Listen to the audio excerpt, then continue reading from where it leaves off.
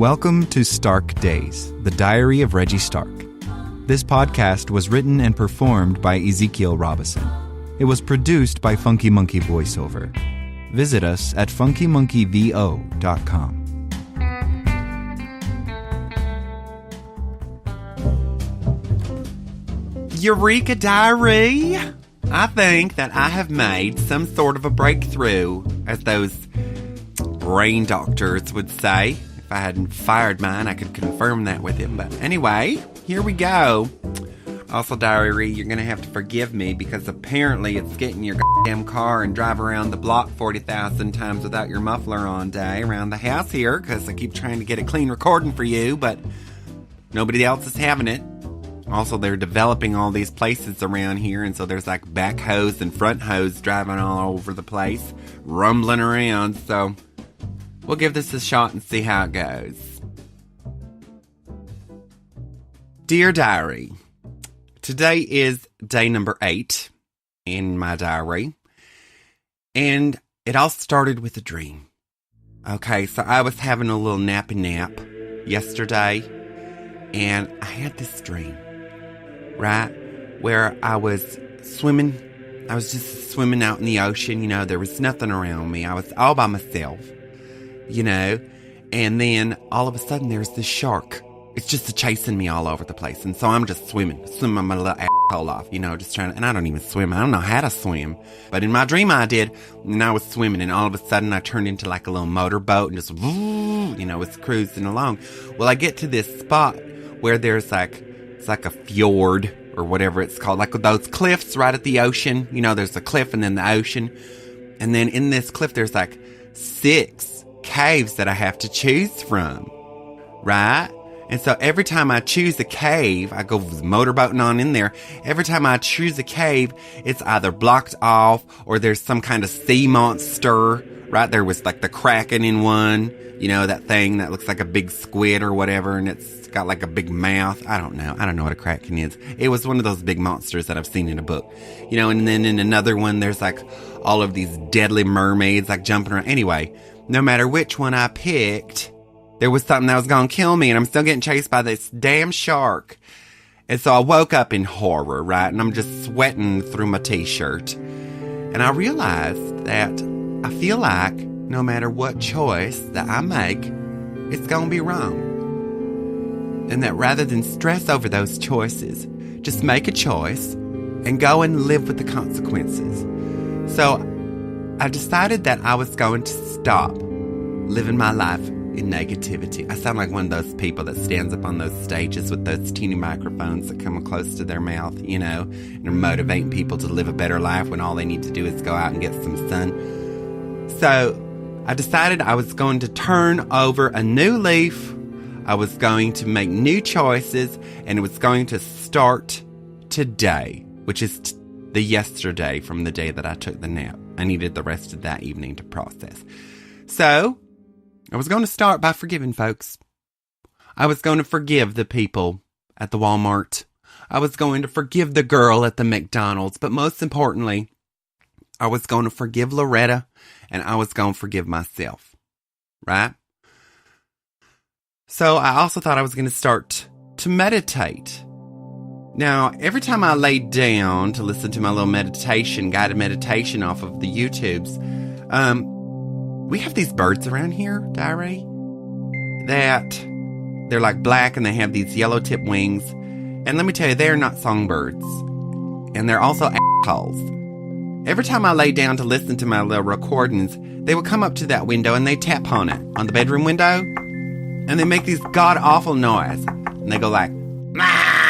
It's horrible. It is awful. So let me tell you, you're trying to lay there and relax, and these birds are outside your window tapping, going oh, god damn. So I dealt with that for a while, and I finally got them shushed away, right? And then all of a sudden, I start hearing this woodpecker tapping on the house. Okay. So, in true fashion of my new lifestyle choice, I just went out there and I was like, Mr. Woodpecker, could you please go on away? And it flew away. And I was like, oh my gosh, this is working. Okay. So I went back in and laid down, and I start my recording, and it's I'm doing my thing. And there's tap, tap, tap, tap, tap. And that fast little the woodpecker makes. And so it's like, okay. So I got up and I went to the kitchen and I grabbed the fly swatter. And I went out there, and he's on the pole across the street in front of Loretta's house, right? So I just ran and I was at the base of that pole, just like waving that fly swatter around, trying to get him to shoo off. And he just looked at me like, you stupid ass human, what are you doing down there? And I was like, get out of here, come on. And so finally he decided he would do me a favor and he fluttered off, So I was like, whew. So I went back to my thing. 4 more times, diary. 4 times I tried to do my thing. And each time I just, it was like, lay down, get started. So the next time I grabbed the broom, right? And then I went and I got the leaf blower out of the garden shed and fired that up. And I was like, trying to blow this woodpecker away. And it was just driving me crazy. So the final time I'm laying down and I go, I'm finally starting to get in the place, in the zone. I'm there with my little guide who's telling me to imagine myself, like floating through the stars. And it's just right outside that window. And I had enough. And so I got up and I went out the garden shed. And I don't know what the hell I was looking for. We have one of those tree limbers that's on a real long pole. It's got like a blade on the end of it. Now, I know that's graphic and violent, but I was done with this woodpecker. So I'm digging around in there, and I find this plastic tote-looking box. It's like yellow, It looks like something you would, I don't know, find in the army. So I open it up, and there's a gun in there. And I was like, where the hell did this gun come from? And it kind of made me a little bit mad because I've been begging Alex to let me have a gun for years. And he never says yes. He's always saying, nah, Reggie, I don't think you're the type of person who should be having a gun. I totally disagree. I can imagine myself being real handy with a gun, like a 6-shooter from the old West, with my little boots and spurs, walking down those boardwalks, with my guns, that little twig in my mouth. Oh, yeah. But apparently Alex doesn't agree. So I was like, wait a second. Now, it's kind of like a gun I ain't never seen before. It doesn't look like a revolver, or like a Beretta, like the police use, like in those 80s movies that always make like the pew, pew. Well, I guess that's more 90s, the Beretta. It was a revolver in the 80s, wasn't it? Anyway, so I was like, fine, I'm going to take this gun. I'm going to use this gun. And so it looked like a big old shotgun shell. I took that out of there, and I took this gun. And I put the shell in there and I loaded it up and I went on a hunt for that little woodpecker. And so I see him across the way and I'm like, hey, get out of here. And I aimed that gun and he flew off and he flew down to the next pole down the street. So he started tap, tap, tap, tap, tapping on that one. So I got on my track and I cruised on down there and I aimed that thing and he flew off to the next pole. So I just kept following. He was like taunting me. I knew it. He was taunting me down the street. He'd fly to the next pole, and every time I'd get close, he'd fly to the next one. Well, he flies down like 2 blocks down the road, okay? And like I said, they're doing all this development around here because there's a lot of empty lots, and people just let the weeds grow up in there, and it's all disgusting and gross. And so I get down there, and he stays on this pole, and so I take aim with my gun, right? I've only got 1 shot. I don't know who stores a gun with 1 shot, but it's okay. I'm going to take this bird out. If it's a shotgun bullet like I think it is, it's going to be real easy. So I get close. I don't get right under him. I stay about a half a block away. I mean, it's a gun. I can hit him from there. And so I aim it, just like I've seen the movies. I aimed that thing and I pulled that trigger. Well, it was not like a regular gunshot. It shot out and was like, and it flew up over. I watched it fly. I was way off. I flew up over that pole, and it looked like a firework. It was like, like a little rocket, just kind of through the air, and then it landed right in the middle of that empty lot of dry weeds. And so I look at the gun, and it said, I don't know, there was some number, and then premium flare.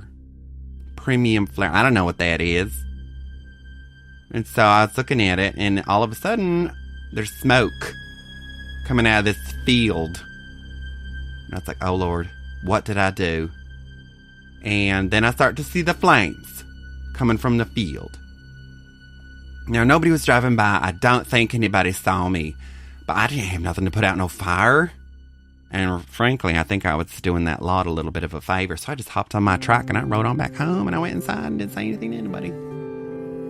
But I'm going to use that as a cathartic experience. That it's me cleansing my life. And I picked up the phone and I dialed up Miss Loretta and I said, "Hey, Loretta, how are you doing?" And she was like, "Fine." And I said, "Loretta, I would like for us to become friends. So I would like to invite you and your family over to our house for a little barbecue." And she said yes. So I am excited, diary. I'm starting my new life today. I will let you know how it goes. This is Reggie Stark signing off. All right, well, I guess there it is. Until next time, toodaloo diary. Okay, how do I turn? There.